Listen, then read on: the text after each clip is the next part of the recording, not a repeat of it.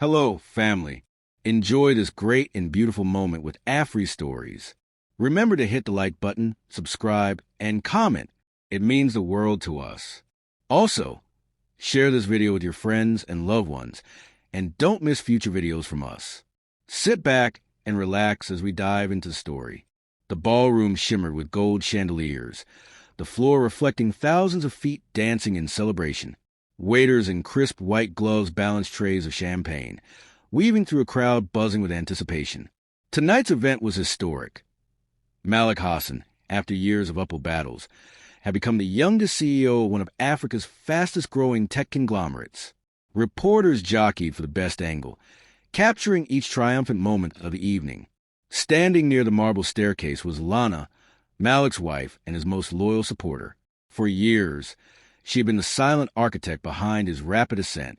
She had proofread his pitches at 2 a.m, stood by him through financial rough patches, and offered unwavering emotional support whenever he doubted his own leadership. In many ways, she'd worn an invisible crown, the one who shaped him into the man the world was applauding tonight. Across the room, small groups of people chatted in hushed tones. Board members, celebrities, and political figures had all come to witness Malik's coronation of success. Camera flashes illuminated the space every few seconds, and the event's official photographers circled discreetly, capturing formal smiles and congratulatory handshakes. Lana paused to take it all in. This was the payoff. The dream she and Malik had nurtured together. "I still can't believe it," she murmured to herself. She smoothed the silk of her emerald green gown, which perfectly complemented her graceful posture. Then, noticing a close friend, she waved. Safia, an old colleague, greeted her with a warm hug. "Lana," Safia whispered, "I remember when you two were still in that tiny apartment, living off instant noodles. Look how far you've come." A small laugh escaped Lana's lips. "We worked hard for this." When the applause signaled Malik's entrance, all eyes turned to the stage. He walked out in a tailored suit, exuding the confidence he'd honed over countless boardroom battles. Lana stood at the edge of the crowd, heart pounding with pride. This was the man she believed in. Her husband, her partner. She recalled the nights amidst birthdays and holidays, spent drafting business strategies. He raised his hand to quiet the crowd, his voice cutting through the chatter. "Good evening, ladies and gentlemen," Malik began, a broad smile on his face. "I'm standing here tonight because of the unwavering belief and support of many people. My board, my investors, my team." He paused, letting the crowd's cheers wash over him. Lana moved closer, her pulse fluttering with excitement. She fully expected him to call her forward, to thank her publicly. The diamond bracelet on her wrist, one of his celebratory gifts, sparkled under the spotlight. Moments later, Malik's gaze turned toward her. For a second, she thought she saw warmth in his eyes. Then he turned to his assistant, Zaria, standing to his left. Zaria was tall, striking, and had been part of the company for just over a year. A hush fell across the room as Malik cleared his throat.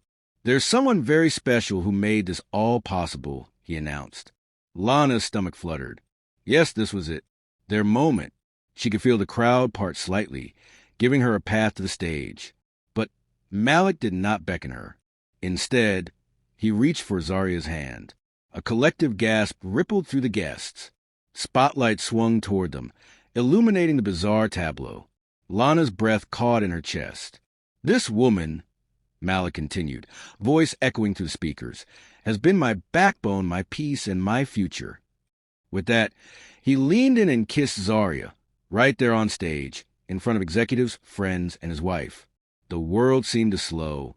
Every camera pointed at Lana, capturing her stunned expression. A wave of shock rolled through the room. Whispers turned to outbursts. "Is he serious? What just happened? Oh my God! Someone tell me this is a joke." But it wasn't. Lana's eyes darted to see if she was, perhaps, misunderstanding the moment. Some ill-timed publicity stunt. Malik had never humiliated her like this. Yet his lips remained locked with Zaria's, as if flaunting a prize. The betrayal sank in like ice through her veins. The applause that had once celebrated Malik's triumph dissolved into confused muttering, and the buzz of cameras, snapping frantically, Behind Lana, someone dropped a glass, and the sharp shatter reverberated. People looked at her for reaction, but she could barely breathe. Her chest felt tight, her heartbeat hammering like a drum. Her world, which she had so carefully helped construct, was crumbling before her eyes in public view. When at last Malik turned away from Zarya, the microphone caught his ragged breath. He cleared his throat, searching for words to salvage the moment. But the damage was done. Lana, trembling, forced herself to stay composed. She refused to cry or cause a scene that would feed the tabloids. Slowly, she pivoted on her heels and walked through the crowd. Each step echoed against the polished marble, each clack a statement of resolve. Onlookers parted like waves, too shocked or perhaps too embarrassed to speak to her. The cameras followed her every move, the flicker of flashes cutting through the tension. At the exit, she paused for a heartbeat, a swirl of conflicting emotions, anger, heartbreak, betrayal. Fought for dominance in her mind. Yet she kept her head high, face unreadable. Taking a steadying breath, she pressed the door open and walked out of the ballroom. In that haunting silence, she left behind the crown she had once proudly carried, the crown she had helped Malik earn. Behind her, in the glowing halo of chandeliers, Malik stood confounded on stage, realizing too late the full magnitude of what he'd just done. Lana could still hear the echoes of gasps and camera clicks trailing behind her as she stepped out into the crisp night air. The Grand Hotel's entrance was lit by ornate lanterns, casting elongated shadows across the pavement. Paparazzi, like vultures sensing a fresh carcass, had rushed forward the moment the door swung open, microphones and cameras at the ready. "Mrs. Hassan, are you aware of your husband's affair? Is it true he plans to marry his assistant? Lana, do you have any comment?" Their voices layered into a cacophony. Lana walked forward, chin raised, body guarded by a spiral of adrenaline. She slipped on her black coat, flipping the collar up in a futile attempt to shield herself from the onslaught. Her entire life had just imploded in front of hundreds of onlookers, and the media was there to document every painful second. One audacious reporter pushed a microphone dangerously close to her face. "Did you see this coming at all?" The glare of his cameraman's light nearly blinded her.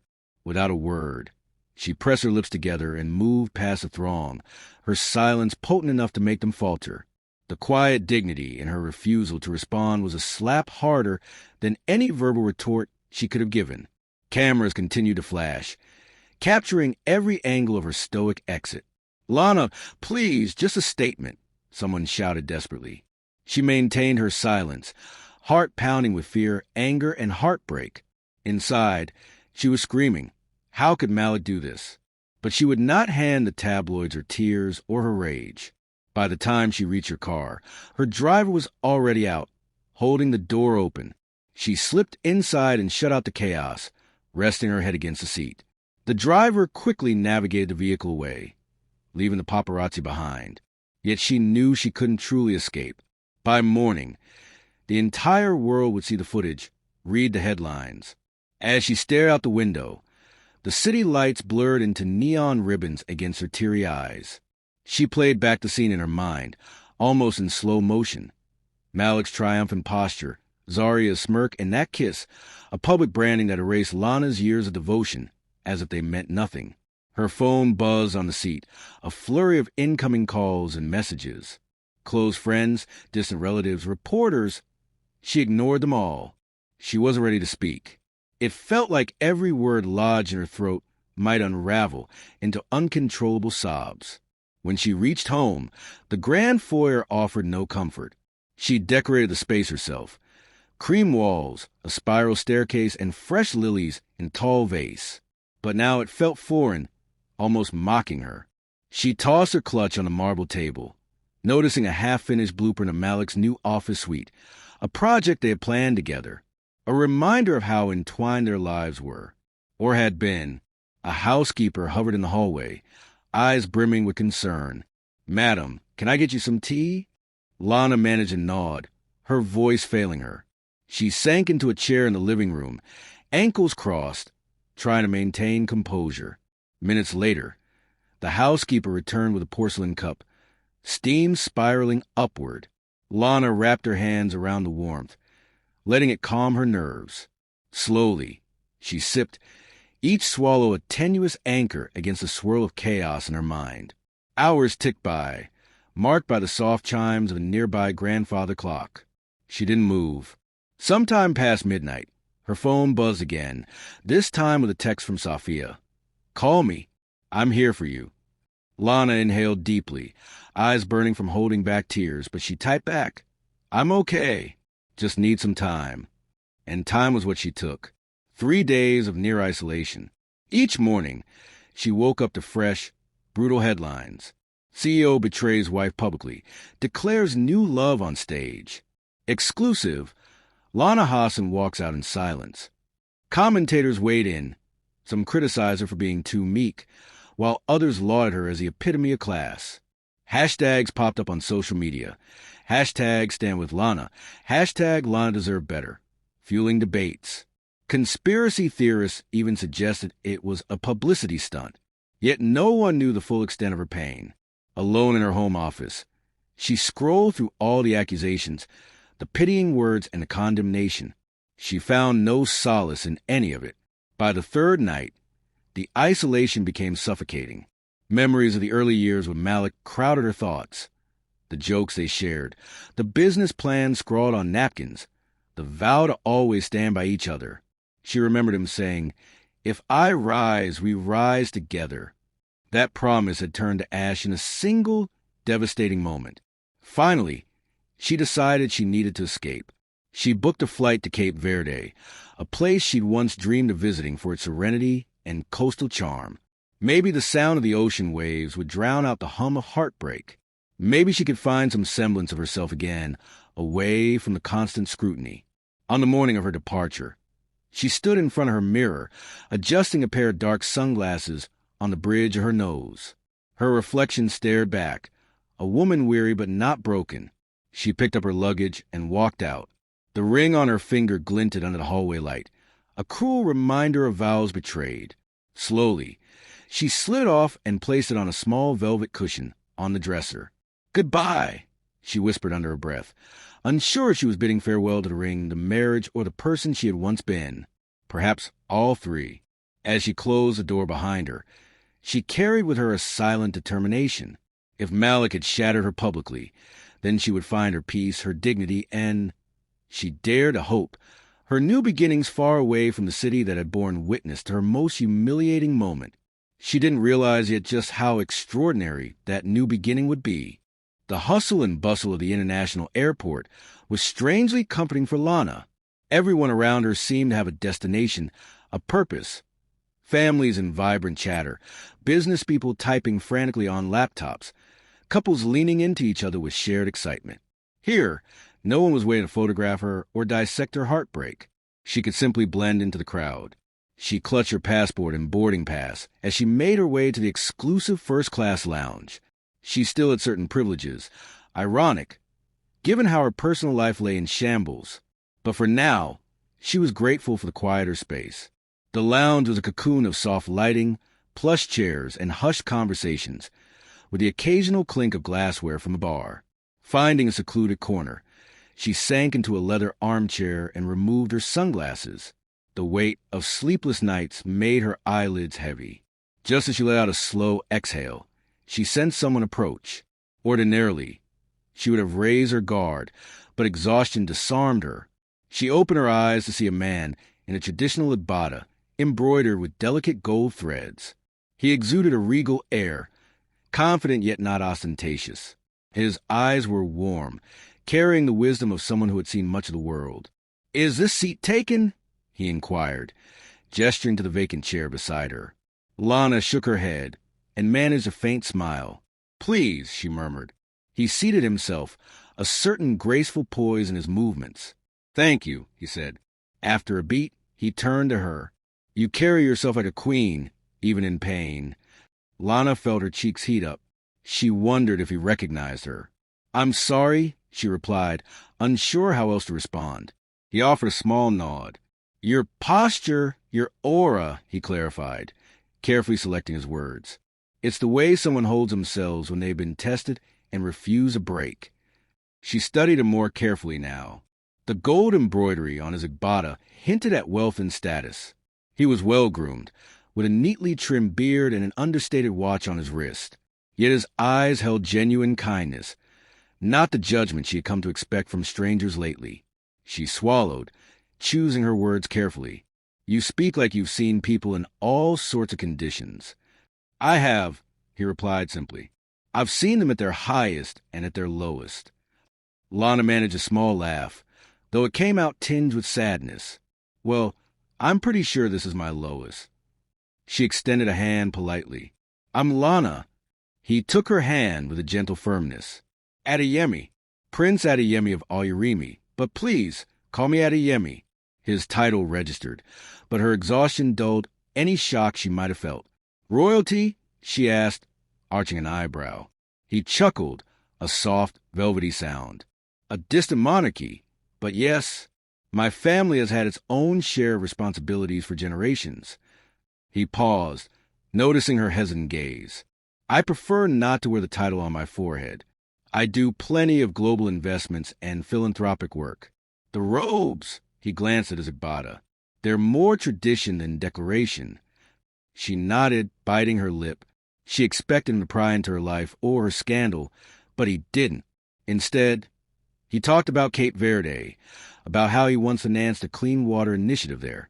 He spoke of the island's beauty, the turquoise beaches, the pastel-colored buildings, the local music that dances through the streets at night. Despite herself, Lana found comfort in his voice. "That's actually where I'm headed," she admitted. "Cape Verde." His eyes lit up. "Then you must let me recommend a few places to visit," he said. "There's an old bakery in Mindelo that serves the best pastel de milho. And if you enjoy music—" Lana raised a hand apologetically. "I'm sorry," she whispered. "I'm still a bit overwhelmed." He leaned back, his demeanor respectful. "I understand. If you ever feel like talking more, I'm here." They sat in companionable silence for several minutes, neither feeling the need to fill the air with empty chatter. Lana sipped the latte a lounge attendant had brought her, reflecting on how surreal this moment was. She had just endured the most humiliating experience of her life, and here she was, talking calmly with a prince in an airport lounge. "I have to ask," he finally spoke again, more softly this time, "what weighs on your heart, Lana?" She hesitated. The mention of her heartbreak hovered like a ghost, waiting to be revealed. Part of her wanted to remain silent, but there was something about his earnestness that invited honesty. "I was betrayed," she said simply, staring at the swirling foam on her latte, "by someone I trusted, someone I thought would stand by me." His eyes softened. Betrayal can feel like a storm. It rips away your sense of safety, leaves you unmoored. She nodded, her throat tightening. "Yes, exactly. I lost my equilibrium." Adeyemi's tone remained gentle, but storms pass, and afterward, the world can look clearer, though scarred. For a moment, her vision blurred with tears she refused to let fall. She took a steadying breath. "Thank you."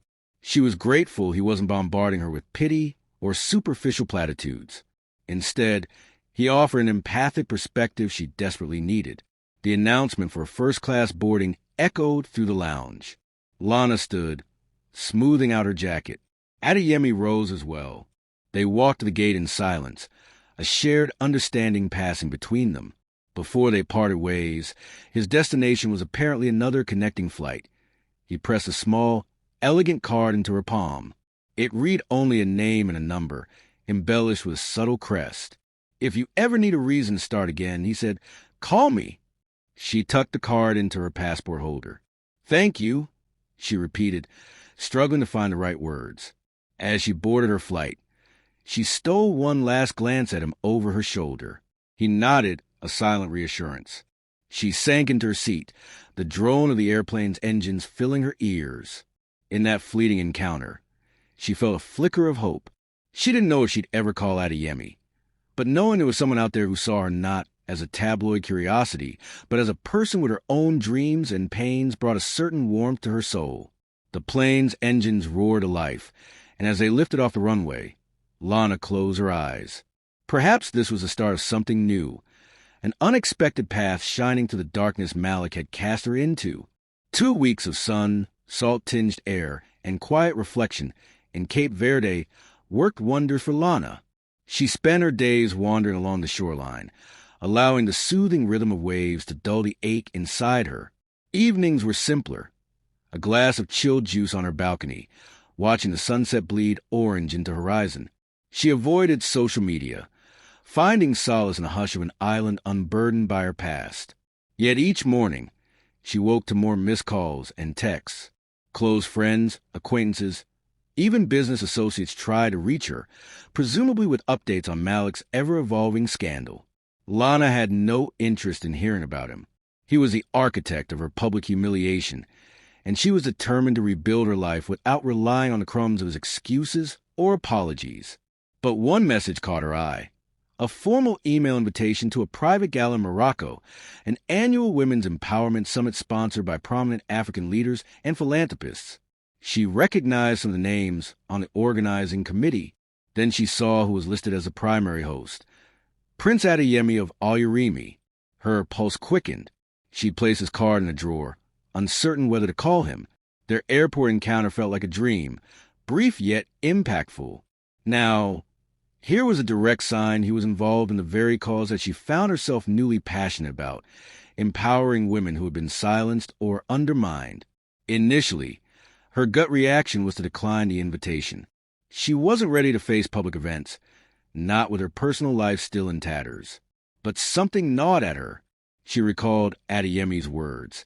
If you ever need a reason to start again, maybe this gala was that reason, an opportunity to see how she could transform her painful experience into something constructive.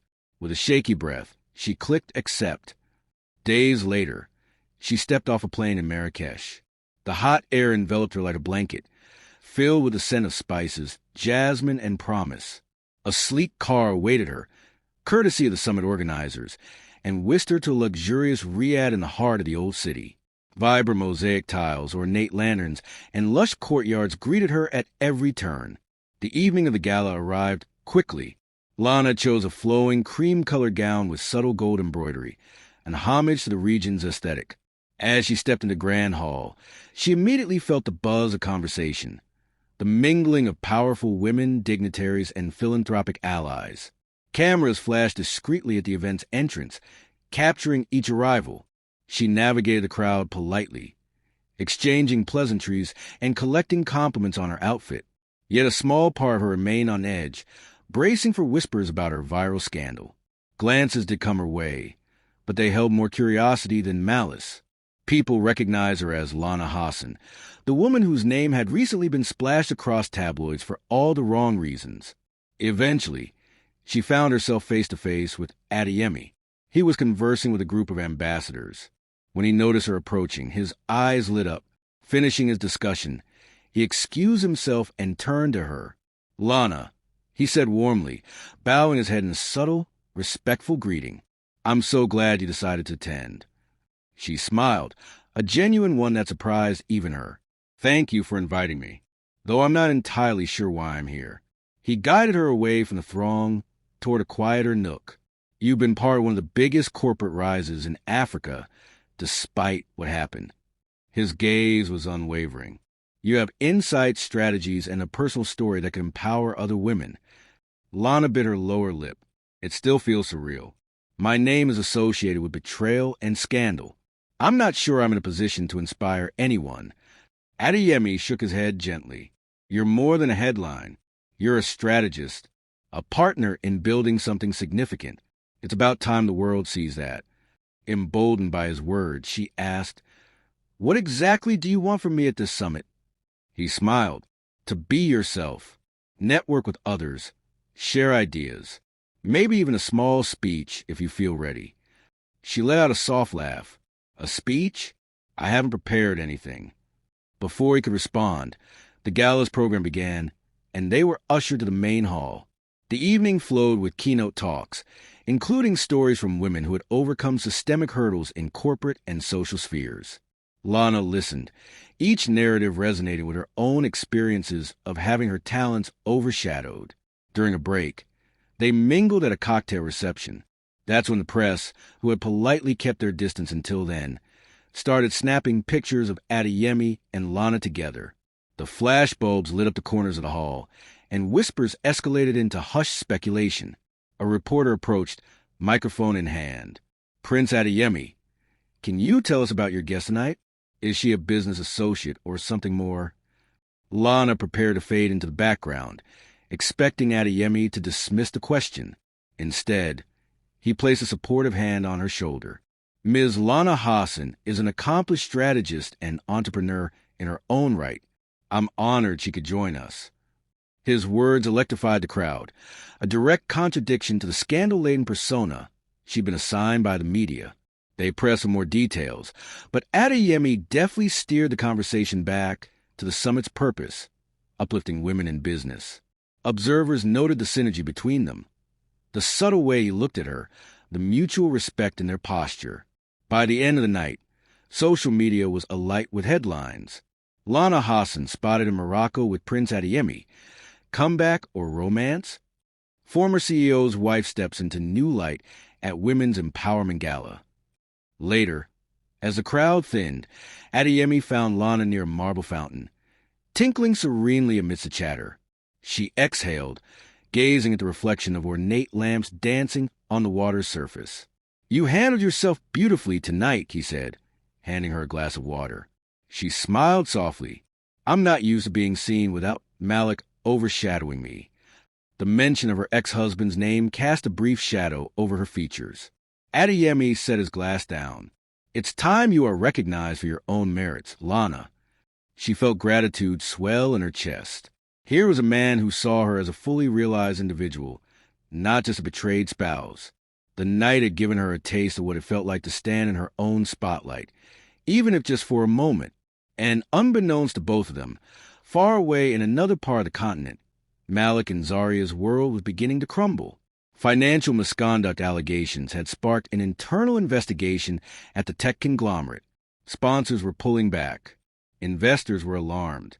The board, once firmly in Malik's corner, was now questioning his judgment, both professionally and personally. For Lana, this gala was more than just an event.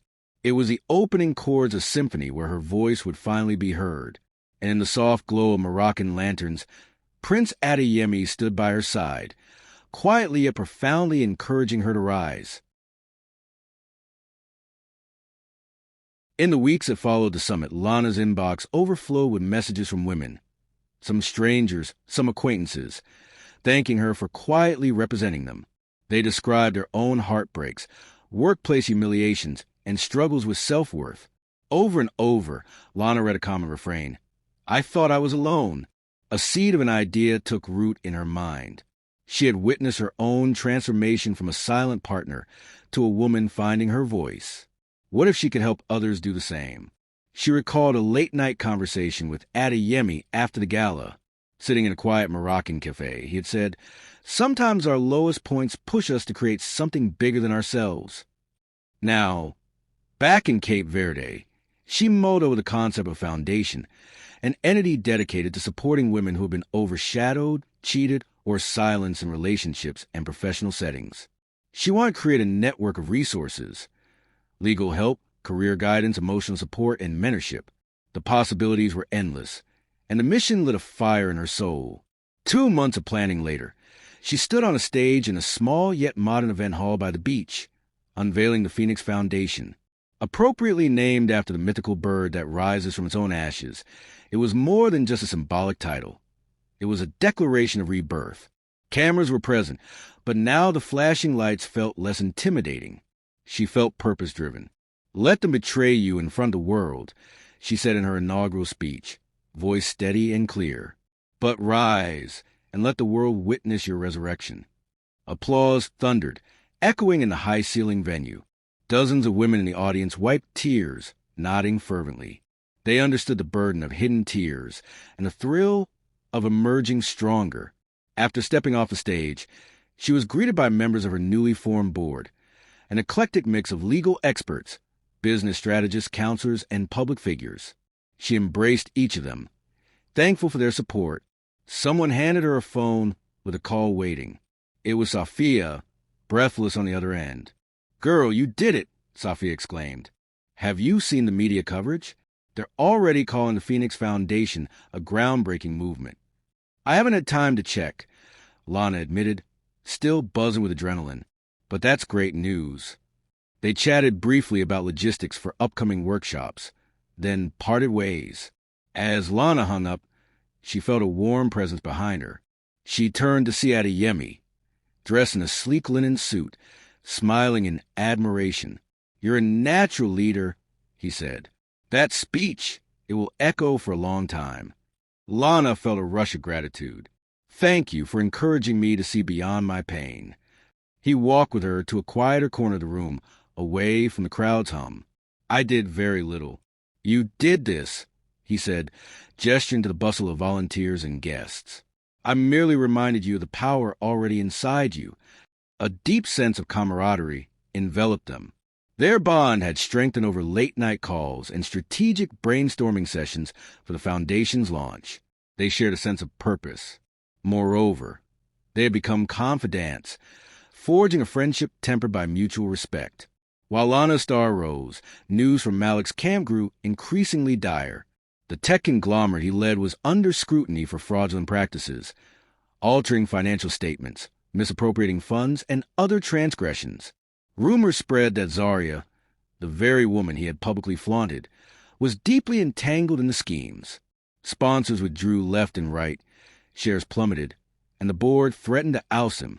Ironically, as Malik's empire began to collapse, Lana's new venture ascended. Her story resonated with people. The scorned wife turned advocate, the woman who could have retreated into bitterness but instead chose to empower others. Donations flowed in. Partnerships formed with established NGOs and multinational companies interested in supporting the Phoenix Foundation's mission. In a tense moment during a press conference, a journalist attempted to pit Lana's success against Malik's downfall. "Ms. Hassan, do you have any comment on the scandal surrounding your ex-husband's company?" they pressed. Cameras zoomed in, hungry for a sensational soundbite. Lana took a measured breath. "I'm focused on creating a future for women who've been underestimated. I hope any wrongdoing is corrected swiftly for the sake of employees and investors. But my energy is dedicated to Phoenix Foundation." That concise response became viral. Praise for its grace. She had refused to kick Malik while he was down, yet she also made it clear that her priorities lay elsewhere. After the press conference, Adeyemi found her in the Foundation's makeshift office. The room bustled with staff organizing incoming donations, scheduling workshops, and responding to hundreds of emails. Lana was hunched over her laptop, scanning through proposals. A gentle hand on her shoulder caused her to look up. "You could use a break," Adeyemi remarked. She laughed softly, massaging her temples. "I might forget how to spell my own name if I don't rest soon." He offered a small velvet box. Her eyes widened, but he shook his head before she could jump to conclusions. "It's not what you think," he said lightly. "Open it." Inside lay a delicate gold pendant shaped like a phoenix. She gingerly picked it up, tears pricking at her eyes. "It reminded me of you," he said simply. "You've risen." Overwhelmed, she whispered her thanks and fastened the necklace around her neck. The metal lay warm against her skin, a tangible representation of her journey from betrayal to rebirth. That night, Lana could hardly sleep. Her mind spun with ideas for the Foundation's future, a legal aid program, collaborative work with universities, expansions to neighboring countries. And in the midst of these dreams, she felt a growing certainty that she was no longer defined by Malik's actions or the humiliation inflicted upon her.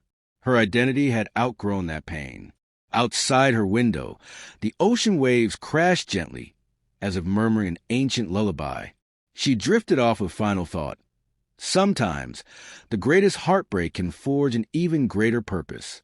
Months later, Lana found herself in Al-Yarimi, a kingdom she had only read about in passing.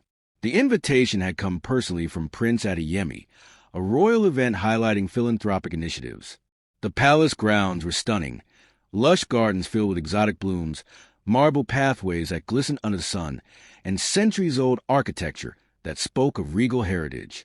She was there on behalf of the Phoenix Foundation.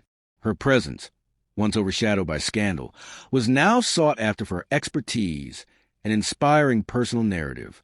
She had built a life that stood independently of Malik's name or resources. On the final day of her visit, Adeyemi offered her a private tour of the palace gardens. The labyrinth of hedges, rose arches, and trickling fountains was a world unto itself. They strolled side by side, occasionally pausing to admire rare orchids or to sip from coconut shells handed to them by attendants. "It's beautiful," Lana whispered, eyes wandering over the serene landscape. "Not as beautiful as seeing you find your strength," Adeyemi replied, a softness in his voice. They stopped by a koi pond, the fish darting beneath lily pads. "I've been meaning to tell you something," he began, turning to face her. Lana noticed a hint of nerves in his usually self-possessed demeanor. She tilted her head curiously. "You can tell me anything." He reached into the folds of his embroidered robe, producing a small velvet box, similar to the one he'd given her before, but larger. Her heart sped up. Something about the moment felt monumental. "Lana," he said, carefully releasing the latch on the box. Inside lay a ring, a magnificent piece with a centerpiece gemstone that caught the afternoon sunlight in shimmering hues. "I saw your strength before the world saw your pain. You are more than your past, more than your foundation. You are a beacon for anyone who needs to rise from betrayal." Tears blurred Lana's vision. Her heart hammered as she realized what was unfolding. Adeyemi dropped to one knee in the soft grass, gazing up at her with unwavering sincerity. "I don't want to save you," he continued, voice resonating with gentle conviction. "I want to walk beside you. Will you marry me?" Time seemed to halt. The babbling of a nearby fountain faded. The rustle of garden leaves stilled. All she could see was Adeyemi, his earnest eyes, the compassion and respect he had shown her from the start. This was a man who recognized her worth on her darkest day, who championed her new ventures, who cherished her as an equal. With trembling hands, she reached out and took the ring. A swirl of emotion, joy, love, awe, coursed through her. She found her voice in a shaky whisper. "Yes, I will." The staff, discreetly watching from a distance, erupted into soft cheers, and somewhere beyond the hedges, the palace band began a gentle melody that swelled with the moment. Adeyemi rose, enveloping Lana in a tender embrace. Cameras, which had become an inseparable part of her public life, captured the moment, yet for once, she didn't mind. This was a story worth sharing. Soon, the news spread like wildfire across social media and major outlets. Lana Hassan engaged the Prince Adeyemi of Oyerimi, a royal redemption, from betrayed to beloved, a proposal that broke the internet. The post-engagement festivities were lavish but heartfelt, blending Oyerimi's royal traditions with Lana's preferences for simple authenticity. Dignitaries, friends, and even celebrities gathered to celebrate. Beyond the pomp, the atmosphere crackled with genuine happiness for the couple. In her suite that evening, Lana gazed at her reflection, noticing how her eyes glowed with a joy she had thought lost. The ring on her finger shimmered under the lamplight, but more than the jewel itself, it was what it represented that made her breath catch. This was not just a marriage proposal. It was a testament to the power of rebirth, of refusing to be defined by betrayal. A swirl of memories enveloped her, helping Malik write his first business plan, the heartbreak of his public betrayal, the tearful night spent questioning her worth. The foundation's name echoed in her mind. Phoenix, rising from ashes. She now stood on the threshold of a new life, hand in hand with a man who recognized her intrinsic value. The following morning, a press conference was held in the royal gardens, an ornate space bursting with colorful blooms and winding pathways. A hush fell over the crowd of journalists, cameras poised, as Adeyemi stepped forward, Lana's hand in his. "My people," Adeyemi began, voice rich with emotion. "It brings me great joy to announce my engagement to this extraordinary woman. She is not only my equal, but she is also a trailblazer who has changed countless lives through the Phoenix Foundation." Lana's cheeks warmed at his words. The applause that followed was thunderous, yet within the roaring crowd, she caught glimpses of women from the Phoenix Foundation, some with tears in their eyes, clapping wildly in solidarity. One brave reporter ventured a question. "Lana, does this moment feel like vindication? After everything you've been through?" Lana smiled, stepping closer to the microphone. She glanced at Adeyemi, who gave her a reassuring nod. "It's not about vindication," she answered, voice brimming with quiet certainty. "It's about choosing love, trust, and growth over bitterness. I've been broken, but I learned to stand again, and I stand here today by choice." The cameras captured every nuance of that statement, and the video clips quickly went viral. As the conference concluded, well-wishers and royal staff converged on them, offering congratulations and blessing for a future that looked bright and promising. In that moment, Lana reflected on a final realization. She had lost a marriage, but she had found herself. She had been betrayed, but she had risen higher than ever before. And now, with Prince Adeyemi beside her, she embraced not just a new love, but a future defined by resilience, purpose, and unwavering self-belief. No longer Malik's accessory, no longer just the woman who was betrayed. Lana Hassan had become a symbol of rebirth, and as she looked down at her hand, now joined with Adeyemi's, she felt a profound gratitude for pain that had led her here. Because sometimes, from the worst heartbreak, the most extraordinary love can bloom. The end. Enjoyed the story? We invite you to give it a like and subscribe to our channel. Your support motivates us to keep bringing more beautiful stories almost every day. We are very grateful for your effort. See you again.